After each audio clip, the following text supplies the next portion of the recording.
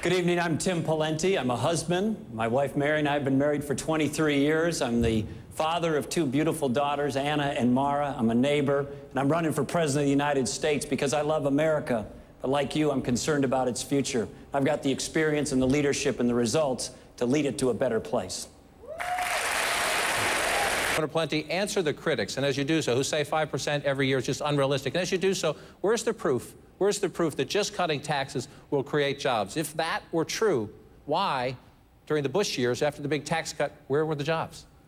Well, John, my plan involves a whole plan, not just cutting taxes. We're proposing to cut taxes, reduce regulation, speed up this pace of government, and to make sure that we have a pro-growth agenda. This president is a declinist. He views America as one of equals around the world. We're not the same as Portugal. We're not the same as Argentina. And this idea that we can't have 5% growth in America is hogwash. It's a defeatist attitude. If China can have 5% growth and Brazil can have 5% growth, then the United States of America can have 5% growth. And I don't accept this notion that we're going to be average or anemic. So my proposal has a 5% growth target. It cuts taxes, but it also dramatically cuts spending. We need to fix regulation. We need to have a pro-American energy policy. We need to fix health care policy. And if you do those things as I've proposed, including cut spending, you'll get this economy moving, growing the private economy by shrinking government. I don't want to do much of this, but I'm going to have to interrupt if people go a little bit long so we get more done. You just heard the governor rebut your characterization, Obamacare. Why? Let me first say to Sylvia, she has put her finger on one of the most important issues facing the country, which is President Obama stood before the nation in 2008 and said he promised to do health care reform focused on cost containment along with Republicans. He'd do it on a bipartisan basis. The question, Governor, was why Obamacare? That's right. Well, I'm going to get to that, John. You have 30 seconds, Governor. Yeah. So this is another example of him breaking his promise, and he has to be held accountable. And in order to prosecute the case against President Obama, you have to be able to show that you've got a better plan and a different plan. We took a different approach in Minnesota. We didn't use top-down government mandates and individual requirements from government. We created market alternatives and empowered consumers. I think that's the way to fix health care in the United States of America. And you don't want to address why you called Governor Romney's Obamacare? Well, the issue that was raised in a question from a reporter was what are the similarities between the two, and I just cited President Obama's own words that he looked to Massachusetts as a blueprint or a guide when he designed Obamacare. But you say you asked a question, which is fair enough, but you chose those words. And so one of my questions is, why would you choose those words, maybe in the comfort of a Sunday show studio? Your rival is standing right there. If it was Obamacare on Fox News Sunday, why is it not Obamacare standing here with the governor right there? President Obama is the person who I quoted in saying he looked to Massachusetts for designing his program. He's the one who said it's a blueprint in that he merged the two programs. And so using the term Obamacare was a reflection of the president's comments that he designed Obamacare on the Massachusetts health care plan. Pawlenty, does the congressman have it right? Well, there's a number of things we need to do to restore manufacturing in this country. And I grew up in a meatpacking town. I grew up in a manufacturing town. I was in a union for 6 or 7 years. I understand what it's like to see the blue-collar communities and the struggles that they've had when manufacturing leaves. So I've seen that firsthand. But number one, we got to have fair trade. And what's going on right now is not fair. I'm for a fair and open trade, but I'm not for being stupid, and I'm not for being a chump. And we have individuals and organizations and countries around this world who are not following the rules when it comes to fair trade. We need a stronger president and somebody who's going to take on those issues. Number two, we need to make the costs and burdens of manufacturing in this country lower. We're asking them to climb the mountain with a big backsack full of rocks on their back, and we have to take the rocks out. One of them is Obamacare. I met somebody in Arizona the other day who's moving his whole company out of the country just because of Obamacare. The taxes are too high, the regulations are too heavy, the permitting is too slow, and the message everywhere around this country from business leaders, large and small, including manufacturing, is get the government off my back. As president, I will. Pawlenty, the possibility exists that New Hampshire could soon become the 23rd state to pass right-to-work legislation. Unions don't like it because they feel that making membership voluntary would weaken organized labor. You know, you've seen the protests in your home state of Minnesota. My question is, where do you fall on right-to-work, and would you support a federal right-to-work law? We live in the United States of America, and people shouldn't be forced to belong or be a member in any organization, and the government has no business telling people what group you have to be a member of or not. I support strongly right-to-work legislation. I got one more thing, John. Like I said, for much of his life, my dad was a Teamster truck driver.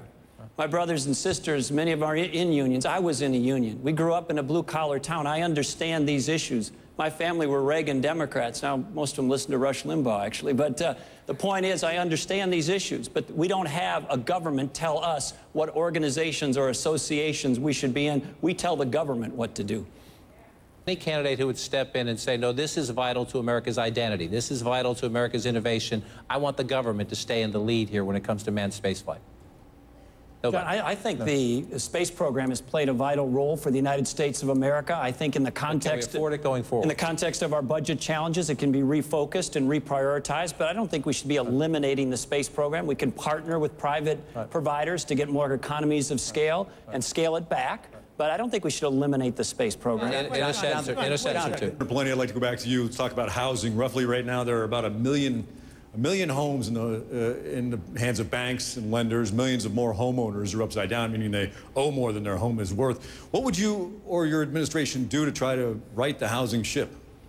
Well, the first thing we need to do is get the government out of crony capitalism. We have this alliance between big government, big unions, and certain big bailout businesses.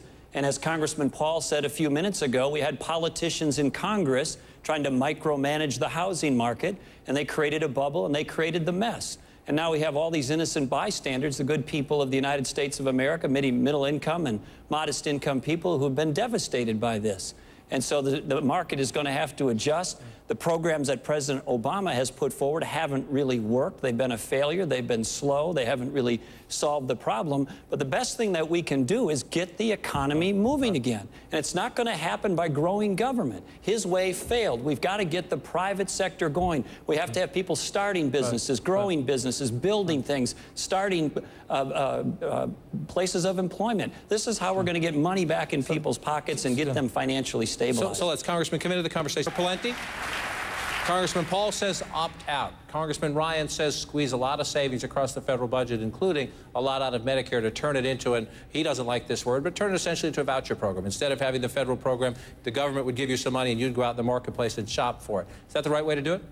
Let me first address the doctor. Doctor, you said in your question that you paid in your whole life, and we respect that. People have made plans, particularly people who are on the program now or close to eligibility. We should keep our word to people that we've made promises to. So under my proposal, if you're on the program or near the program, we'll keep our word. But we also have to recognize what Congressman Paul just said. There was a recent report out that the premiums for Medicare and the payroll withholdings are only paying about half the program. So it is not financially solvent. We have to fix it. We have to reform it.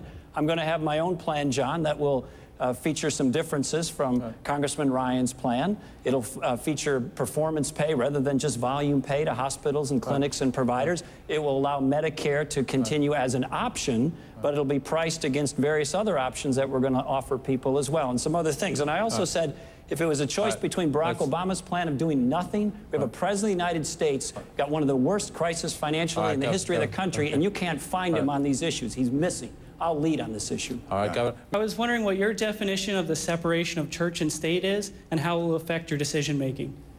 Governor Pawlenty, why don't you take that one first? Well, the protections between the separation of church and state were designed to protect people of faith from government, not government from people of faith.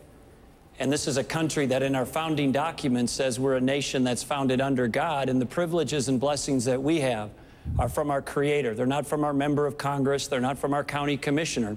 And 49 of the 50 states have, in the very early phrases of their constitutions, language like Minnesota has in its preamble. It says this: "We, the people of Minnesota, grateful to God for our civil and religious liberties."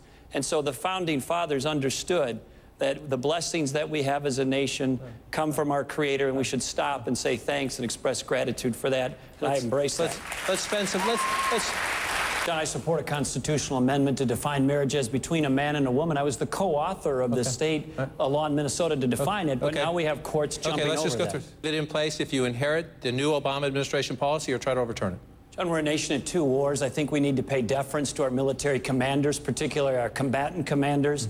And in this case, I would take my cues from them as to how this affects the military going forward. I know they expressed concerns, many of the combatant commanders did, when this was originally repealed by the Obama administration. Pawlenty, it was your position that was brought into the question. We'll give you a few seconds.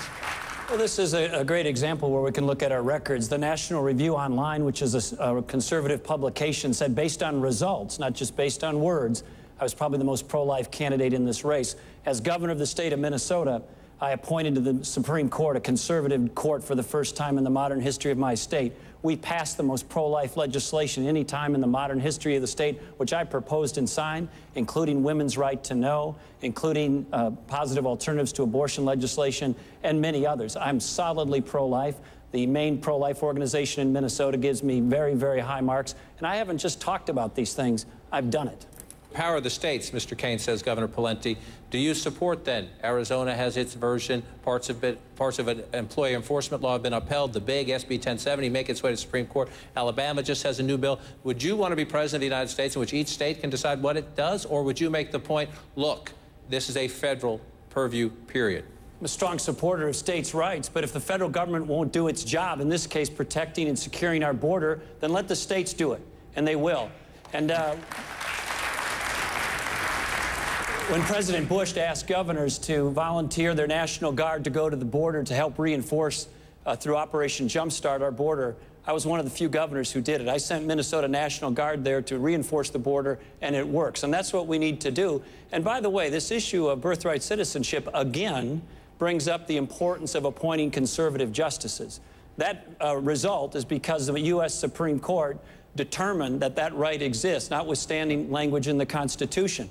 I'm the only one up here, I believe I'm the only one up here who's appointed solidly, reliably conservative appointees to the court. I want to do one more on this issue. Governor Pawlenty, to you. Coke or Pepsi? Coke. Coke it is. A good, swift answer there. Plenty, a growing number of Republicans are more skeptical of these foreign involvements, but I want you to take what Congressman Paul just said there, and let's focus on one. He said no bombing in Yemen. The strikes in Yemen have been targeted at al-Qaeda leaders, al-Qaeda operatives, who the President of the United States, who happens to be a Democrat in this case, views as serious threats against this nation. Do you agree with Congressman Paul there, or do you agree with President Obama and the strikes? Let me first say to John, thank you for your family's commitment to our nation, to your service, to the sacrifices that you've made, and to the burdens that you bear. I know I speak for everyone in this room and all across this country when we say we're grateful to you. We wouldn't have the country without people like you and your sons. Thank you very much.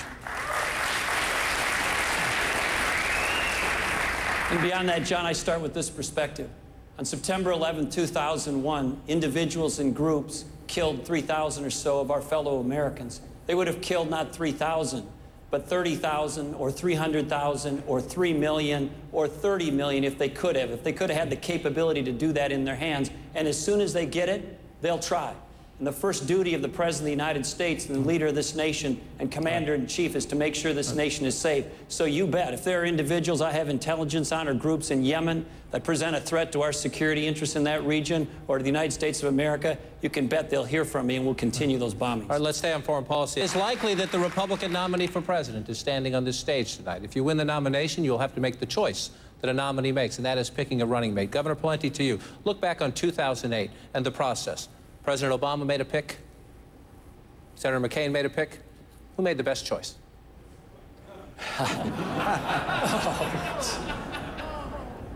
Senator Biden has been wrong about every major strategic decision in the modern history of the international conflict and military. Look at his judgment about partitioning Iraq, for example.